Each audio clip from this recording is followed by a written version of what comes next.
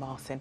Right, but first, to millions of fans, Damon Hill was the perfect racing driver, enjoying the perfect life. He won the World Championship in 1996 and fame and fortune followed. But whilst juggling an amazing career, he was also dealing with the death of his father when he was 15 and also the depression that hit him following retirement.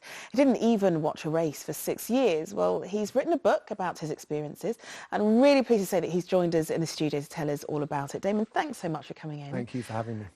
You've had such a long and illustrious career and, you know, so much happened in your personal life, but why did you decide to then put pen to paper and talk about it? I think it was a process I had to go through to, after I stopped racing, I didn't really want to have anything to do with Formula One, so I tried to sort of slip away and I took time out and read a lot and stuff and had a family and was very happy doing that. But I got asked to do something for the BRDC and get involved in Silverstone, and then my son said, I want to be a racing driver. So I ended up going back to motorsport, and then I started working with Sky F1 and stuff. Yeah. So in doing that, I kind of thought, well, I haven't explained why I left F1 and what happened, and there was a gap. And so I thought 20 years on from winning the championship was a good chance. I missed the 10-year gap, yes. So 20 years is a long time. But how does it feel to be back?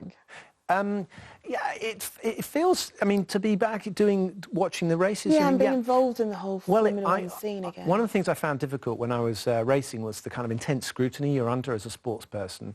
And I could do the driving bit. I felt comfortable doing that, but I wasn't so good with the attention and the fame and dealing with that. And so doing this job I'm doing now, that's exactly what you do. You look at everyone's little movements and the things they say, and you try and read into them, into their mood and stuff. So I can see what was going on with my own career.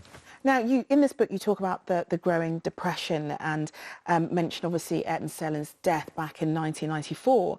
And although you quit in 1999, you didn't actually seek therapy until 4 years later. And this seems to be a recurring theme when it comes to men and depression.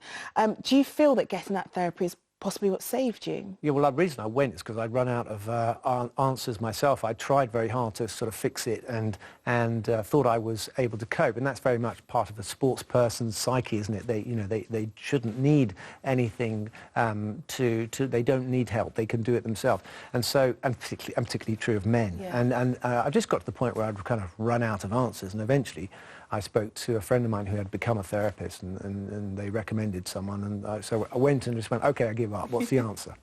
You also talk about the pressure you felt you were under because, of course, your father was an F1 driver as well, and the pressure to match his legacy or to perhaps become better than him. Did you worry then when your son decided to get into F1? Did you worry that the history was going to start repeating itself? Yes, and this is the question: how do those decisions come about? Is it because you're doing when you're young, obviously you look up to your dad and he's a hero and he's a god, you know, so it's natural to want to follow them into that world. But the world that my dad was in was lethal. I mean, there were people getting killed left, right and centre. So I think I kind of had this anxiety about it. And certainly when my son said, Dad, I want to be a racing driver, I thought I'd escaped the loop.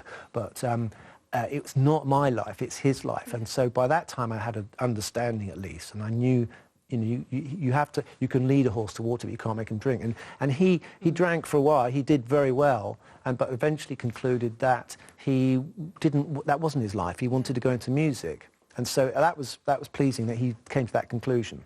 Well, I have had a look at the book, and honestly, there's some amazing stories in it. I'm really pleased that you're able to come in and share some of them with us. Damon, thank you. Thank you for having me.